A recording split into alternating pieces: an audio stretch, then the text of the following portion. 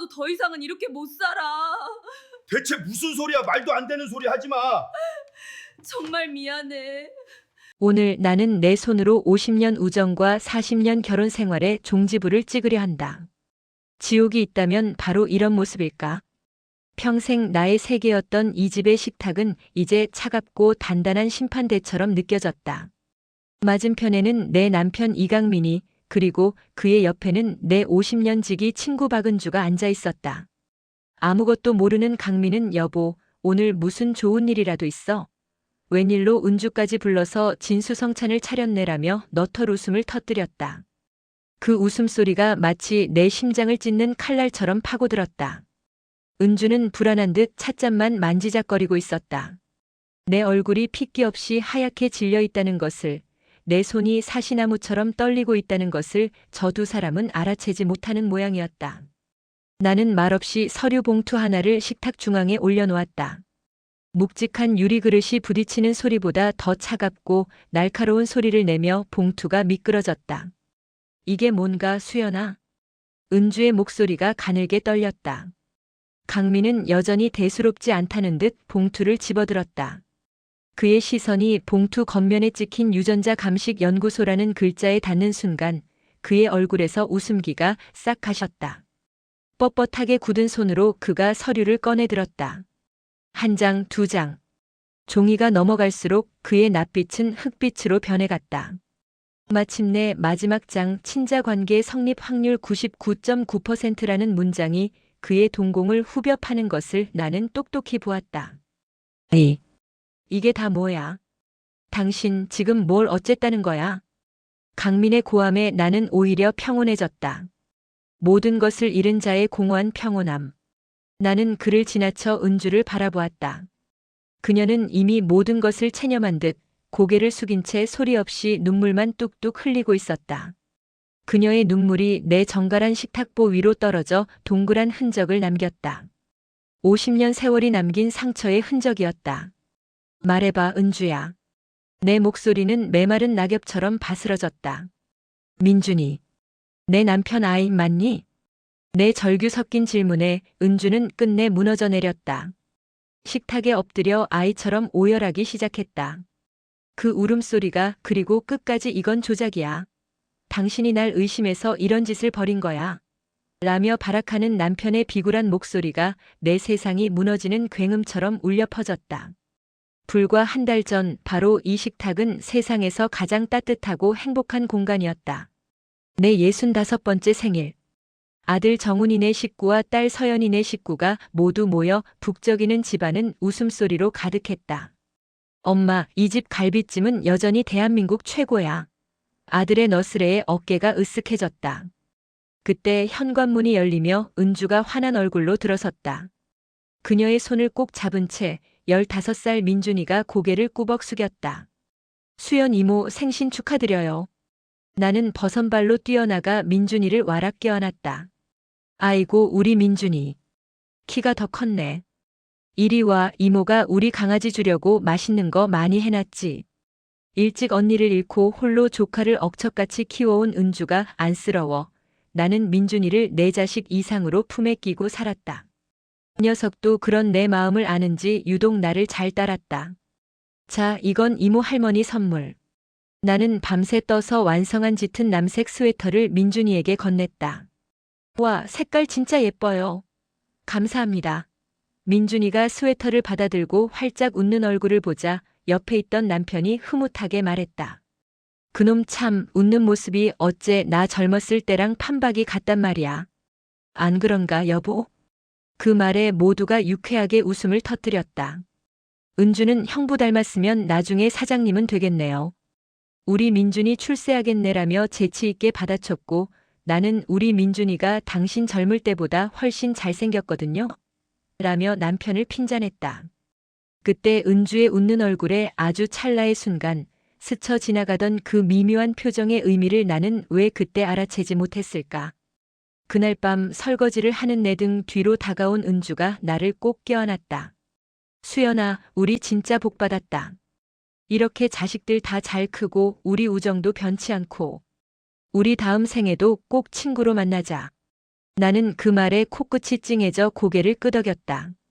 그 약속이 얼마나 잔인하고 위선적인 거짓말이었는지 그때의 나는 까맣게 몰랐다. 평화의 균열이 가기 시작한 것은 생일잔치 며칠 뒤 남편이 가슴이 답답하다며 병원에 입원하면서부터였다. 다행히 심각한 건 아니고 가벼운 부정맥 증상이었지만 의사는 가족력이며 평소 식습관 등을 꼼꼼하게 물었다. 그때 혈액형 이야기가 나왔다. 남편은 RH-AB형이라는 희귀 혈액형을 가지고 있었다. 아버님 혈액형이 특이하시네요. 자녀분들은 다행히 어머니 혈액형을 물려받았고요. 의사의 말에 다들 그러게 아빠 혈액형이 워낙 특이해서 어릴 때부터 조심하라고 했었지라며 대수롭지 않게 이야기꽃을 피웠다. 그런데 그 순간 병문안을 왔던 은주의 얼굴이 새하얗게 질리는 것을 보았다. 그녀는 다급하게 어머 형부, 혈액형이 그렇게 희귀한 거였어요? 정말 큰일 날 뻔했네. 앞으로 몸조심 단단히 하셔야겠어요. 라며 호들갑을 떨었다. 평소답지 않은 과장된 반응이었다. 하지만 나는 그저 50년 지기 친구가 내 남편을 진심으로 걱정해주는 것이라 믿어 의심치 않았다. 남편의 건강보다 더 끔찍한 불행의 씨앗이 바로 그 희귀한 피 속에 숨겨져 있다는 사실은 꿈에도 상상하지 못한 채 의심의 씨앗은 아주 사소한 곳에서 싹을 틔웠다. 남편이 퇴원하고 며칠 뒤 나는 그의 서재를 정리하고 있었다. 수십 년 묵은 책과 서류들 사이에서 낡은 사진 앨범 하나가 눈에 띄었다. 젊은 시절 남편과 나의 빛바랜 추억들이 담겨 있는 앨범이었다.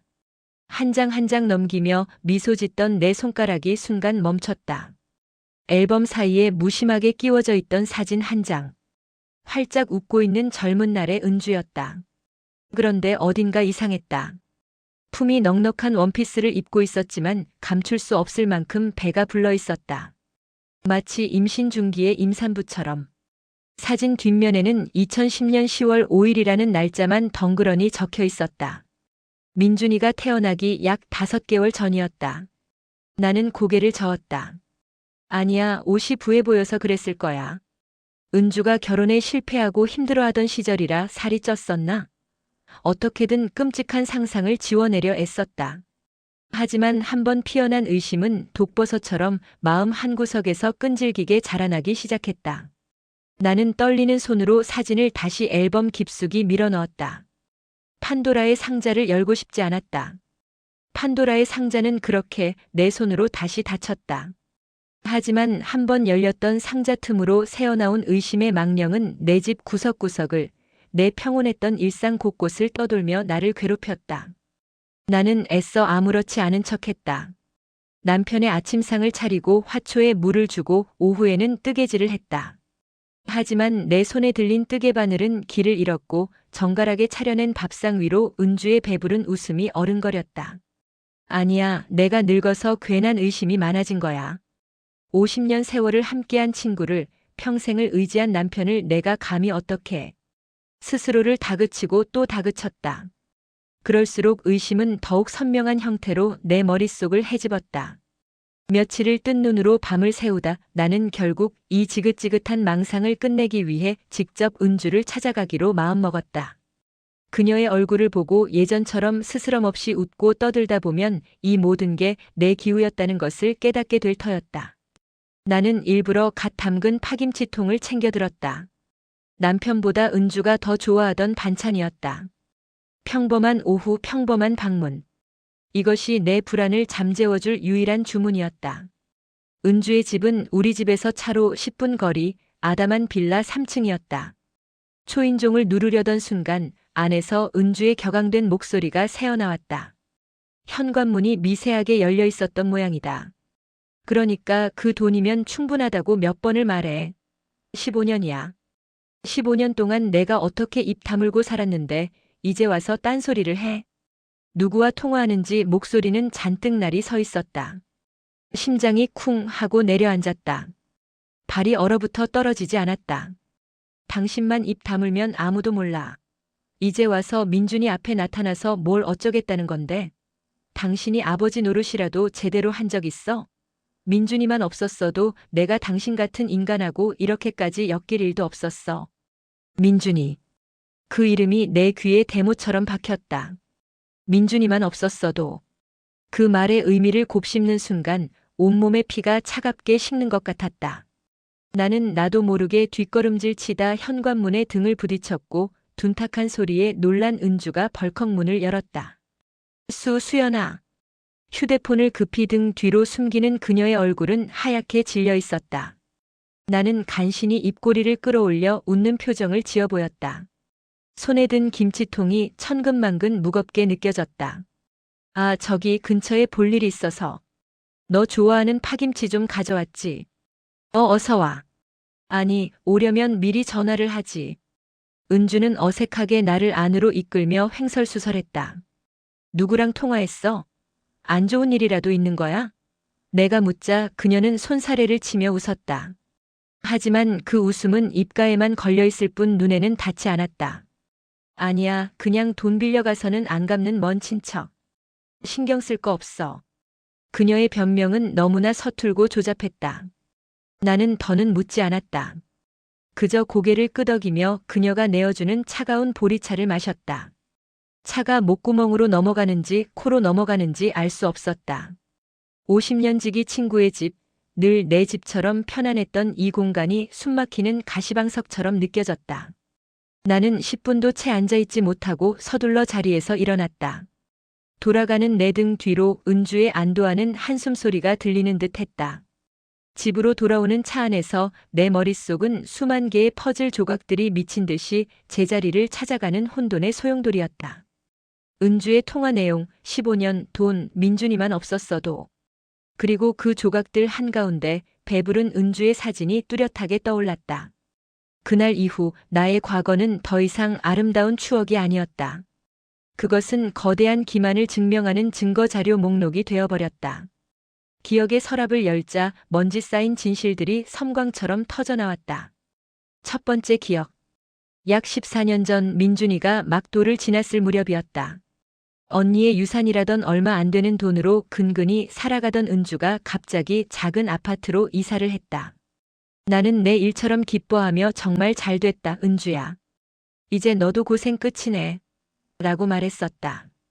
은주는 응, 돌아가신 아버지 앞으로 묵혀둔 땅이 있었는데 그게 팔렸나 봐. 나도 몰랐던 돈이 생겼어라며 어색하게 웃었다. 나는 그 말을 단 한 번도 의심하지 않았다.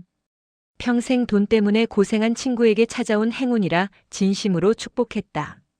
하지만 지금 생각해보니 그 돈은 15년 동안 입 다문 값이 아니었을까? 내 남편이 자신의 아들을 낳아준 여자에게 건넨 추악한 대가가 아니었을까? 두 번째 기억. 민준이가 초등학교에 입학할 때였다. 은주는 형편이 어렵다며 일반 공립학교에 보내려 했다. 그런데 남편이 유독 그 일을 반대했다.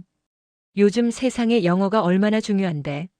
민준이 저렇게 똘똘한 녀석을 그냥 둘 수 없지. 내가 학비 대줄 테니 무조건 사립초등학교 보내. 나는 남편의 자상함에 감동했다. 내 친구의 조카까지 제 자식처럼 아끼는 그의 넓은 마음에 고마움을 느꼈다. 남편은 그 후로도 민준이의 학원비, 유학준비 비용까지 아낌없이 지원했다. 조카에게 너무 과한 것 아니냐는 내 말에 그는 늘 당신 친구가 내 친구고 당신 조카가 내 조카지. 나는 민준이만 보면 꼭 우리 정훈이 어릴 때 보는 것 같아서 마음이 쓰여라고 말했다.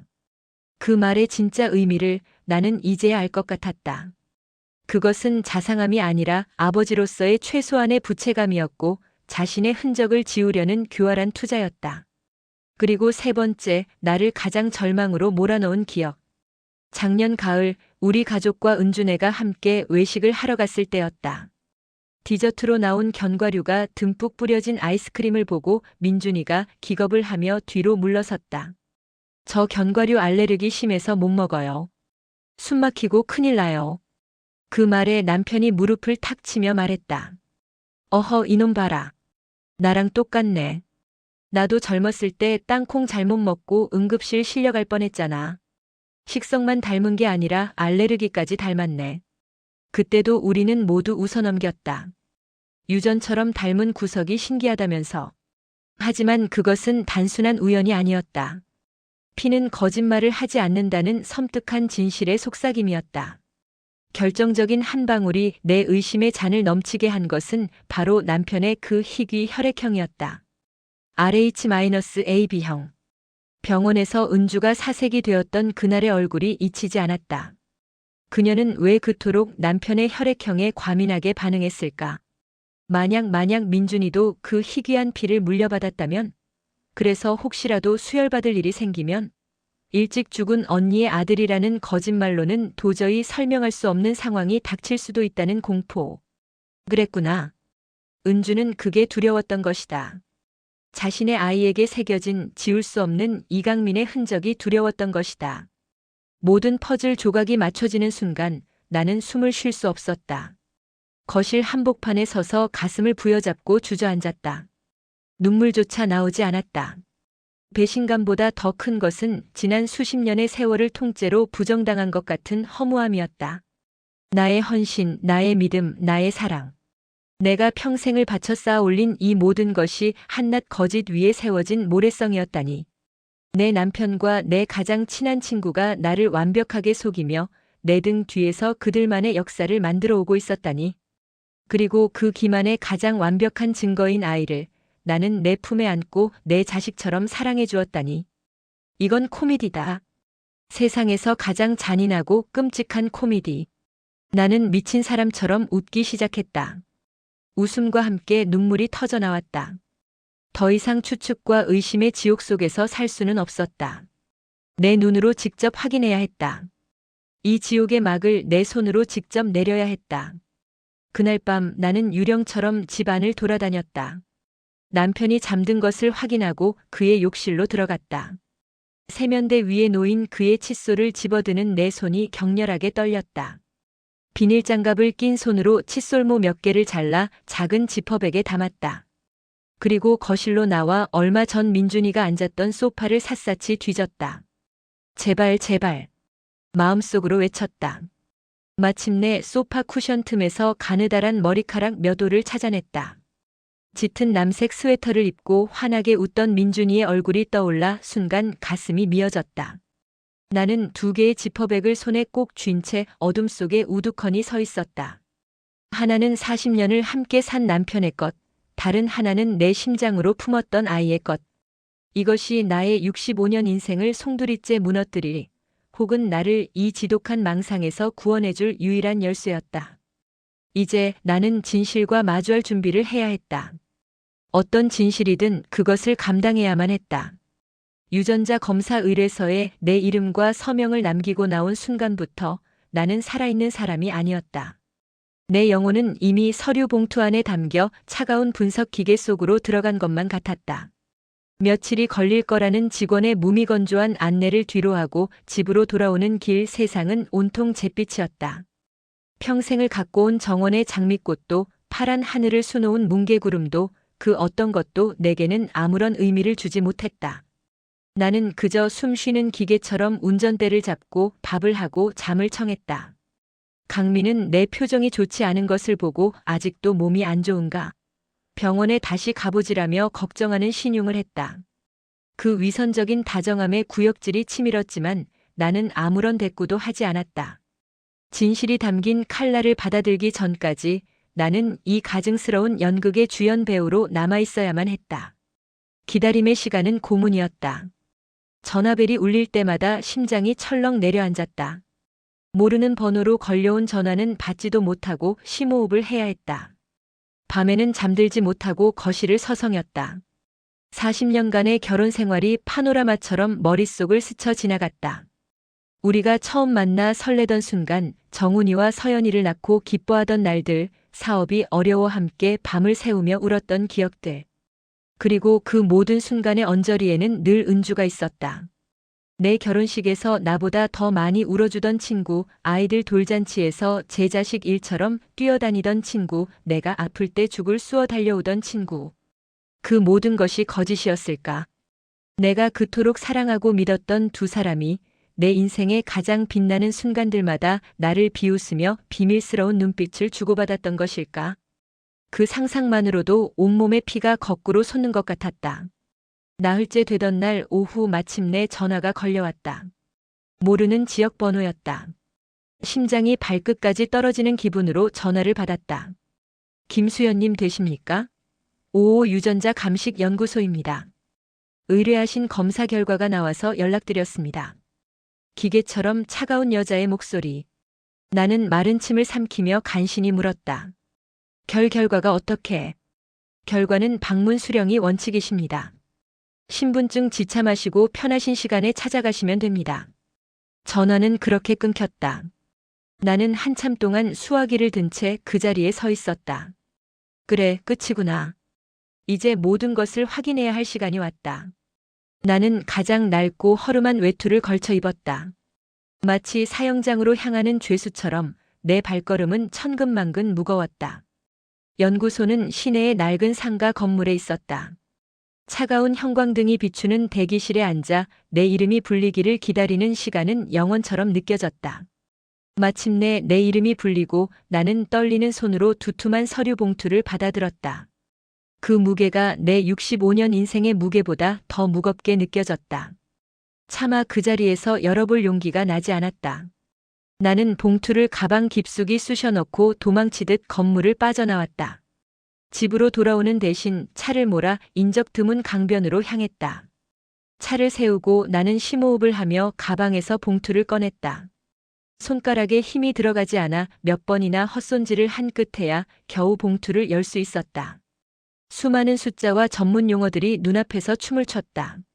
나는 다른 것은 아무것도 보지 않고 오직 마지막 한 줄을 찾아 헤맸다. 그리고 마침내 그 문장을 발견했다. 검체 어이 강민과 검체 비민주는 부자 관계가 성립할 확률이 99.99%입니다. 순간 세상의 모든 소리가 사라졌다. 눈앞이 캄캄해지고 숨이 쉬어지지 않았다. 99.99%. 그것은 숫자가 아니었다. 그것은 사형 선고였다.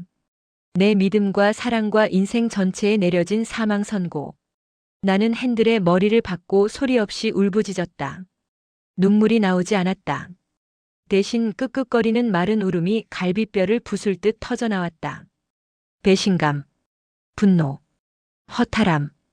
그 모든 감정을 넘어선 거대한 무가 나를 집어삼켰다. 한참을 그렇게 울부짖다 고개를 들었을 때 내 눈에는 더 이상 눈물이 없었다. 대신 차갑고 단단한 무언가가 내 심장을 채우고 있었다.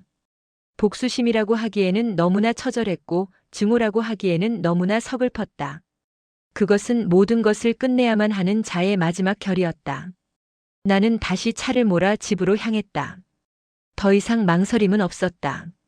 나는 내 손으로 이 지옥 같은 연극의 막을 내려야만 했다.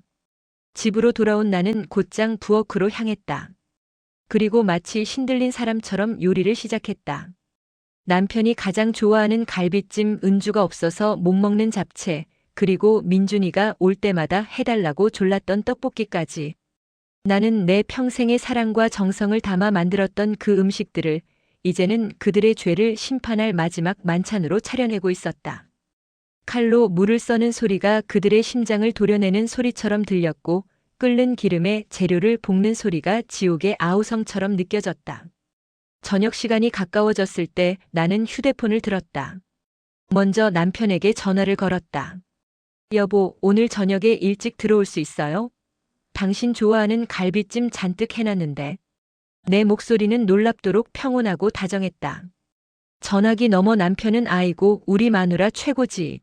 당연히 일찍 들어가야지. 금방 갈게. 라며 기분 좋게 대답했다. 전화를 끊고 나는 곧바로 은주에게 전화를 걸었다. 은주야, 나 수연이야. 저녁은 먹었니? 오늘따라 내 생각이 나서 잡채를 좀 많이 했는데 민준이 데리고 잠깐 들를래? 같이 저녁 먹자. 은주는 잠시 머뭇거리는 듯 했다. 아마도 그날의 통화를 내가 들었을까봐 찔리는 구석이 있었을 것이다. 하지만 이내 평소처럼 상냥한 목소리로 대답했다. 어머, 정말? 나 잡채 킬러인 거 어떻게 알고? 마침 민준이도 학원 끝날 시간인데 그럼 잠깐 들를게. 고마워, 수연아. 그 고마워라는 말이 칼날이 되어 내 심장에 박혔다. 모든 준비는 끝났다. 나는 가장 좋은 그릇을 꺼내 정성스럽게 음식을 담았다. 평생을 바쳐 갖고 온 나의 완벽한 세계, 그 마지막 모습을 내 손으로 차려내고 있었다. 얼마 지나지 않아 현관문 비밀번호 누르는 소리가 들리고 남편이 콧노래를 부르며 들어섰다. 와, 냄새 죽이는데? 오늘 무슨 날이야? 그는 내 뺨에 가볍게 입을 맞추고는 식탁을 보며 감탄했다. 나는 아무 말 없이 그를 바라보았다. 저 얼굴, 내가 40년을 사랑했던 저 얼굴 뒤에 얼마나 추악한 비밀이 숨겨져 있었을까. 곧이어 초인종이 울렸다. 은주와 민준이었다. 이모, 저 왔어요. 민준이가 환하게 웃으며 내게 달려와 안겼다. 나는 순간 숨을 멈췄다. 아이의 품에서, 아이의 웃는 얼굴에서 나는 내 남편의 모습을 보았다. 그토록 사랑스러웠던 아이의 모든 것이 이제는 배신의 낙인처럼 느껴졌다. 나는 차마 아이를 마주 안아주지 못하고 뻣뻣하게 굳어버렸다. 어머, 형부도 계셨네요. 오늘 정말 진수성찬인데요. 은주는 아무것도 모르는 척 웃으며 식탁에 자리를 잡았다. 민준이까지 네 사람이 모두 식탁에 둘러앉자 지옥의 만찬이 시작되었다. 강민과 은주는 평소처럼 농담을 주고받으며 즐겁게 식사를 시작했다.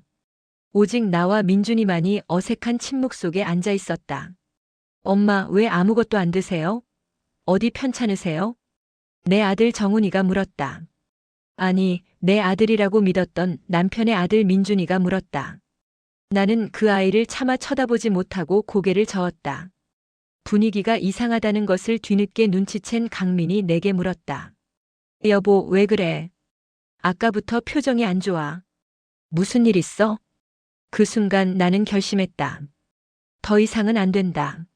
나는 자리에서 일어나 안방으로 들어갔다. 그리고 서랍 깊숙한 곳에 넣어두었던 유전자 검사 결과서 봉투를 들고 나왔다. 내 손에 들린 하얀 봉투를 보고 강민과 은주의 얼굴이 동시에 굳어졌다. 나는 말없이 식탁 중앙 아직 김이 모락모락 나는 갈비찜 접시 옆에 봉투를 내려놓았다. 묵직한 유리그릇이 부딪히는 소리보다 더 차갑고 날카로운 소리를 내며 봉투가 미끄러졌다. 이게 뭔가, 수연아? 은주의 목소리가 염소처럼 가늘게 떨렸다. 강민은 여전히 이게 무슨 상황인지 파악하지 못했다는 듯, 혹은 애써 현실을 부정하려는 듯 미간을 찌푸린 채 봉투를 집어들었다. 그의 시선이 봉투 겉면에 찍힌 유전자 감식 연구소라는 글자에 닿는 순간 그의 얼굴에서 모든 핏기가 가셨다. 뻣뻣하게 굳은 손으로 그가 서류를 꺼내 들었다. 한 장, 두 장. 종이가 넘어갈수록 그의 낯빛은 시멘트처럼 하얗게 그리고 흑빛으로 죽어갔다. 마침내 마지막 장, 붉은색으로 강조된 친자관계 성립 확률 99.99%라는 문장이 그의 동공을 후벼 파는 것을 나는 지옥의 가장 높은 곳에서 내려다보는 심정으로 똑똑히 지켜보았다. 이게 다 뭐야? 당신 지금 뭘 어쨌다는 거야? 이런 걸 어디서 조작해와서? 강민의 고함이 정적을 깼다. 하지만 그 목소리에는 분노보다 공포가 더 짙게 배어 있었다. 나는 그를 지나쳐 은주를 바라보았다. 그녀는 이미 모든 것을 체념한 듯 고개를 숙인 채 소리 없이 눈물만 뚝뚝 흘리고 있었다. 그녀의 눈물이 내가 아끼던 하얀 식탁보 위로 떨어져 동그랗고 추악한 흔적을 남겼다. 50년 기만의 세월이 남긴 상처의 흔적이었다. 말해봐, 은주야. 내 목소리는 메마른 낙엽처럼 바스러졌다. 내 안의 모든 수분과 온기가 사라져버린 것 같았다. 민준이 내 남편 아이 맞니? 내 절규 섞인 질문에 은주는 끝내 무너져 내렸다. 식탁에 엎드려 아이처럼 오열하기 시작했다. 그 울음소리가 그리고 끝까지 이건 조작이야. 당신이 늙어서 의부증이 생긴 거야. 어떻게 날 의심해서 이런 짓을 벌여? 라며 발악하는 남편의 비굴한 목소리가 뒤섞여 내 세상이 무너지는 굉음처럼 울려 퍼졌다. 조작? 의부증? 나는 헛웃음을 터뜨렸다. 눈물이 흘렀다. 그래, 조작이면 좋겠네. 내가 늙어서 미친 거면 차라리 좋겠어. 그런데 어쩌지? 저 아이 코를 봐. 당신 젊었을 때랑 똑같잖아. 저 아이 견과류 알레르기 있는 거 당신이랑 똑같잖아. RH-AB형, 그 희귀한 피까지 똑같으면 어쩔 건데. 내 외침에 강민은 입을 꾹 다물었다. 그의 얼굴은 이제 패배한 짐승의 그것이었다. 나는 다시 은주에게로 고개를 돌렸다. 그녀는 여전히 울고만 있었다. 내가 어떻게 나한테 이럴 수 있어? 50년이야. 내 반평생을 너랑 함께 했어. 내 남편이랑 붙어 먹으면서 내 앞에서 어떻게 그렇게 웃을 수 있었니? 내가 민준이 주려고 밤새 스웨터를 뜰 때 넌 속으로 무슨 생각을 했어? 내 돈으로, 내 남편 돈으로 내 아들 학비 대면서 나를 얼마나 비웃었니? 수연아, 미안해. 내가 죽을 죄를 지었어. 하지만 그때는 나도 어쩔 수가 없었어. 그 사람이. 은주가 강민을 가리키며 변명을 시작하려 했다. 하지만 나는 그녀의 말을 잘랐다. 닥쳐. 그 더러운 입으로 내 이름 부르지 마. 어쩔 수 없었다고. 그럼 나한테 와서 무릎 꿇고 빌었어야지. 내 남편의 아이를 가졌다고 죽여달라고 빌었어야지.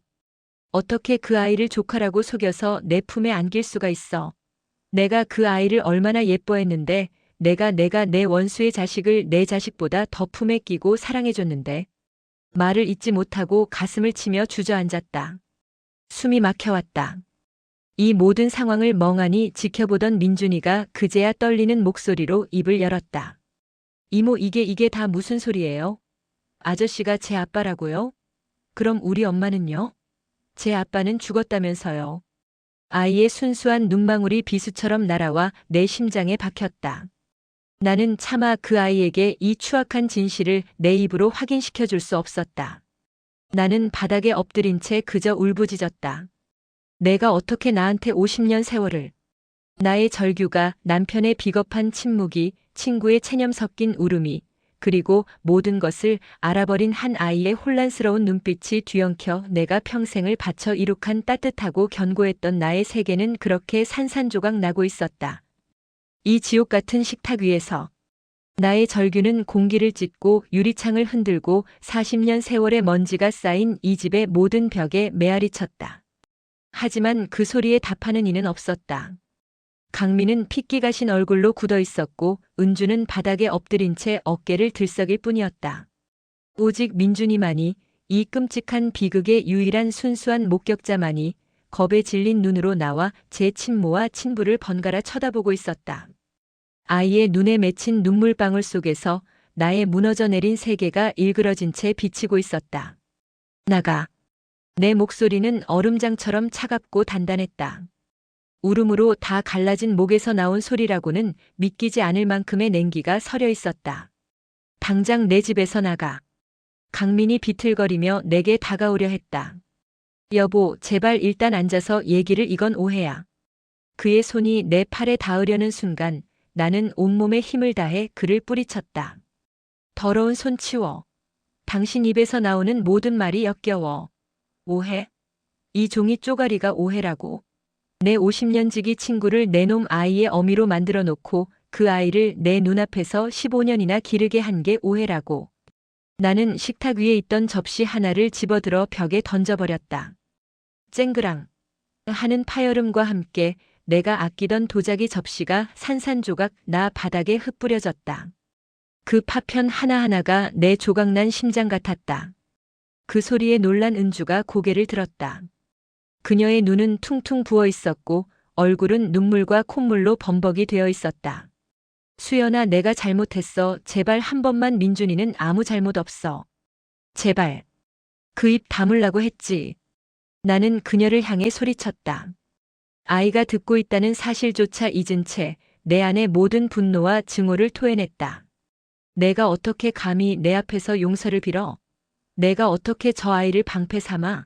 내가 인간이라면, 내가 내 친구였던 기억이 단 1초라도 있다면 저 아이를 데리고 내 눈앞에서 사라져. 영원히. 내 단호한 말에 은주는 더 이상 아무 말도 하지 못했다. 그녀는 비틀거리며 일어나 넋이 나간 채 서 있는 민준이의 손목을 거칠게 잡아챘다. 가자, 민준아. 아이는 움직이지 않았다. 그저 텅 빈 눈으로 나를 바라볼 뿐이었다. 그 눈빛이 내게 묻고 있었다. 이모, 정말이에요? 이 모든 게 사실이에요? 그럼 나는 누구예요? 나는 차마 그 눈을 마주 볼 수 없어 고개를 돌려버렸다. 이강민 씨. 당신도 마찬가지야. 나는 남편이었던 남자를 싸늘하게 불렀다.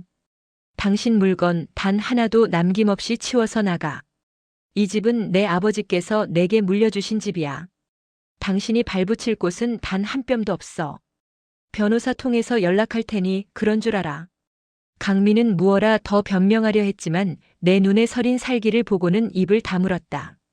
그는 평생을 가장으로 군림하며 살아왔지만 지금 이 순간 그는 모든 것을 잃은 패배자에 불과했다. 그렇게 두 사람은, 아니 세 사람은 도망치듯 내 집을 빠져나갔다. 현관문이 쾅 하고 닫히는 순간 나는 그 자리에 무너지듯 주저앉았다.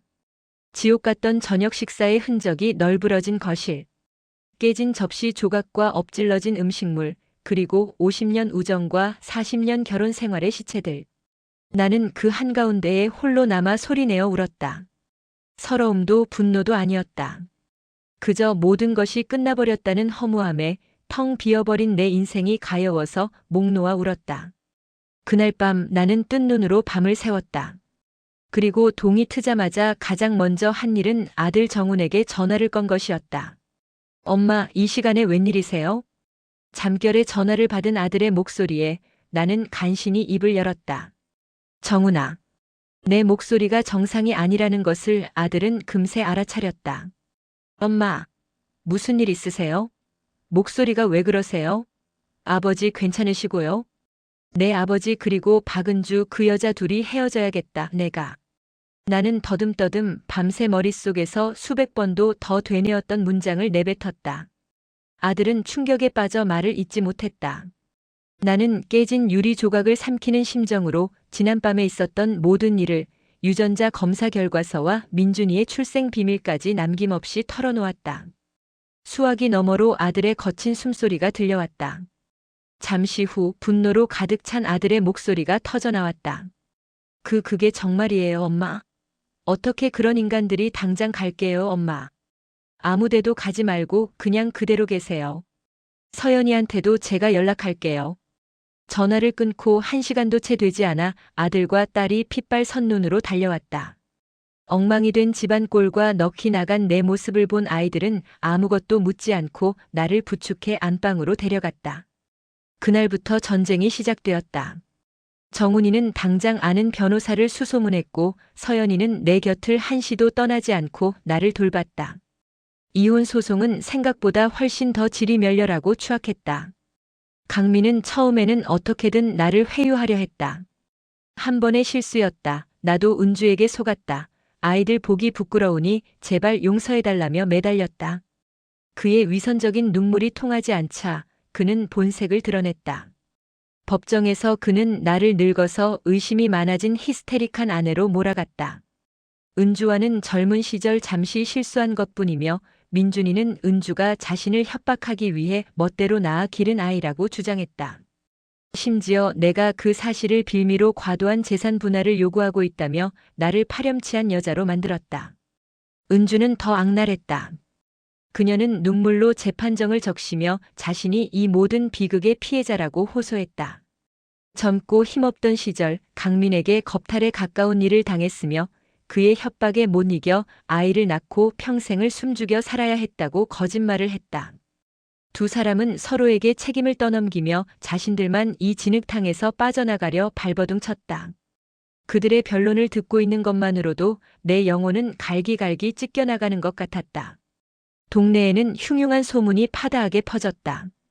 평생을 금실 좋은 부부, 의리 있는 친구 사이로 소문났던 우리들의 파국은 사람들에게 더없이 좋은 안주거리였다. 수군거리는 시선과 동정인지 호기심인지 모를 질문들이 칼날이 되어 나를 찔렀다. 나는 집 밖으로 한 발짝도 나갈 수 없었다. 내가 평생을 바쳐 갖고 온 나의 세상, 나의 평판, 나의 자부심은 그렇게 한 줌의 재가 되어 흩어지고 있었다. 그러는 사이 민준이에 대한 소식이 간간히 들려왔다. 아이는 엄청난 충격으로 학교도 나가지 않고 방 안에 틀어박혀 지낸다고 했다. 은주와도 강민과도 말을 섞지 않으며 유령처럼 지낸다는 것이었다.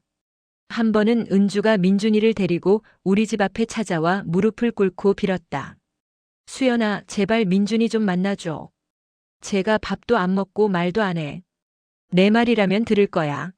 나는 현관문 인터폰으로 그 모습을 지켜보며 문을 열어주지 않았다.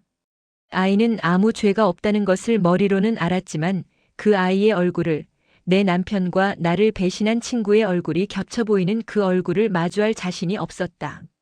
아이의 존재 자체가 내게는 살아있는 고통의 증거였다. 내 가슴 한편이 시리고 아파왔지만 나는 독하게 마음을 먹고 그들을 외면했다. 지옥 같던 1년이 흘렀다. 마침내 길고 긴 소송이 끝났다.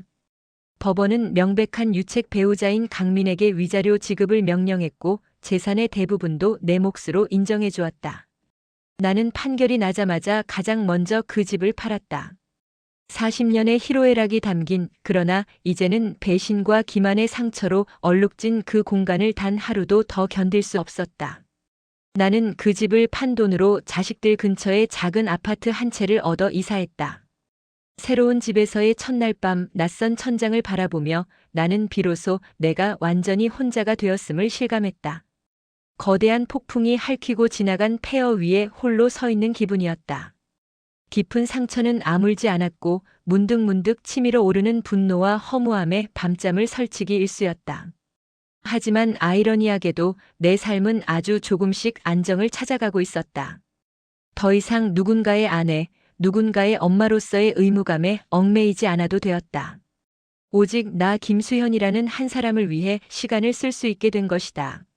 나는 아침에 일어나 작은 화분에 물을 주고 클래식 음악을 들으며 천천히 아침 식사를 했다. 오후에는 동네 문화센터에 나가 전부터 배우고 싶었던 수채화를 그렸다. 서툰 솜씨로 그린 풍경화가 내 작은 집 거실벽에 하나둘 늘어갔다. 주말이면 아들네와 딸네가 번갈아 찾아와 함께 식사를 하고 재롱을 부리는 손주들의 웃음소리가 텅 빈 집을 채워주었다. 엄마, 이제 얼굴이 많이 좋아지셨어요. 어느 날 딸 서연이가 내 손을 잡으며 말했다. 나는 거울에 비친 내 모습을 들여다보았다.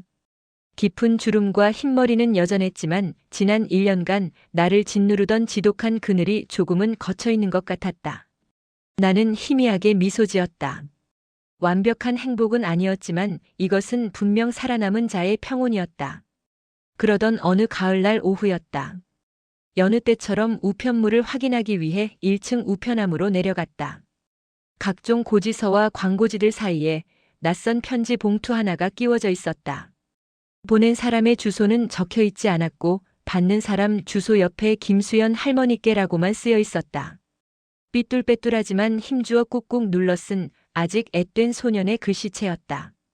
심장이 쿵 하고 내려앉았다. 나는 그것이 누구의 편지인지 직감할 수 있었다. 집으로 올라와 떨리는 손으로 봉투를 열었다. 안에는 편지지 한 장이 달랑 들어 있었다. 안녕하세요, 이모 할머니. 저 민준이에요. 그동안 어떻게 지내셨는지 궁금했지만 제가 먼저 연락드릴 용기가 나지 않았습니다. 무슨 말을 먼저 해야 할지 모르겠습니다. 지난 1년 동안 많은 생각을 했습니다. 제가 왜 태어났는지, 앞으로 어떻게 살아야 하는지 아직도 답을 찾지 못했습니다.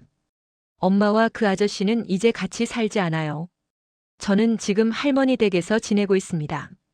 제가 무슨 말을 할 자격이 있겠어요. 하지만 이 말씀은 꼭 드리고 싶었습니다. 정말 죄송합니다. 저 때문에 할머니의 인생이 그렇게 힘들어지신 것 같아서 정말 죄송합니다. 그리고 이모 할머니가 해주신 따뜻한 밥이 그립습니다. 그때 주셨던 짙은 남색 스웨터 아직도 간직하고 있어요. 편지는 거기서 끝나 있었다. 나는 편지를 손에 쥔 채 그 자리에 한참을 서 있었다. 눈앞이 흐려지더니 뜨거운 눈물 한 방울이 편지 위로 툭 떨어져 죄송합니다라는 글자를 번지게 했다. 나는 천천히 창가로 걸어갔다. 창밖으로는 해질녘의 붉은 노을이 아파트 단지를 물들이고 있었다. 아이의 서툰 글씨가, 아이의 짧은 문장이 지난 1년간 억지로 단단하게 굳혀왔던 내 마음의 벽을 허물어뜨리고 있었다. 증오도 연민도 아니었다. 그저 거대한 운명 앞에 놓였던 한 여리고 어린 영혼에 대한 서글픔이었다. 나는 아이를 용서할 수 있을까? 아니, 용서라는 말을 내가 감히 할 수 있는 걸까? 그 아이 역시 나와 마찬가지로 어른들의 추악한 이기심이 만들어낸 거대한 비극의 피해자일 뿐이었다. 내게 씻을 수 없는 상처를 준 두 사람의 흔적이자 동시에 내가 진심으로 사랑을 주었던 순수한 존재. 그 모순된 아이를 나는 앞으로 어떻게 마주해야 할까? 답은 알 수 없었다. 어쩌면 평생 알 수 없을지도 모른다. 하지만 한 가지는 분명했다. 나는 더 이상 과거의 상처에 갇혀 살지 않을 것이다. 그들을 증오하는데 내 남은 인생을 허비하지도 섣부른 용서로 나 자신을 기만하지도 않을 것이다. 나는 그저 나의 시간을, 오롯이 나 김수연의 시간을 살아낼 것이다. 상처는 상처대로 끌어안고 슬픔은 슬픔대로 흘려보내며 내게 주어진 하루하루를 묵묵히 살아낼 것이다. 나는 눈물을 닦고 민준이의 편지를 고이 접어 서랍 깊숙한 곳에 넣어두었다. 언젠가 이 편지를 다시 꺼내어 웃으며 읽을 날이 올지 아니면 영원히 열어보지 않게 될지는 아무도 모른다. 창밖에 노을이 완전히 쓰러지고 세상에 푸른 어둠이 내리고 있었다. 나는 거실 조명을 켜는 대신 뜨개 바늘을 집어들었다. 이제는 손주를 위한 작은 조끼를 뜰 차례였다. 한 코 한 코. 실이 엮이며 새로운 무늬를 만들어내듯 나의 남은 생도 그렇게 서툴지만 단단하게 나만의 무늬로 짜여나갈 터였다. 어둠 속에서 규칙적으로 부딪히는 뜨개바늘 소리만이 살아남은 자의 조용한 다짐처럼 고요한 거실을 채우고 있었다. 수연님처럼 깊은 상처를 딛고 자신만의 삶을 찾아가는 이야기에 공감하셨나요? 여러분이라면 민준이의 편지에 어떻게 답했을까요? 댓글로 생각을 나눠주세요. 구독과 좋아요도 부탁드립니다.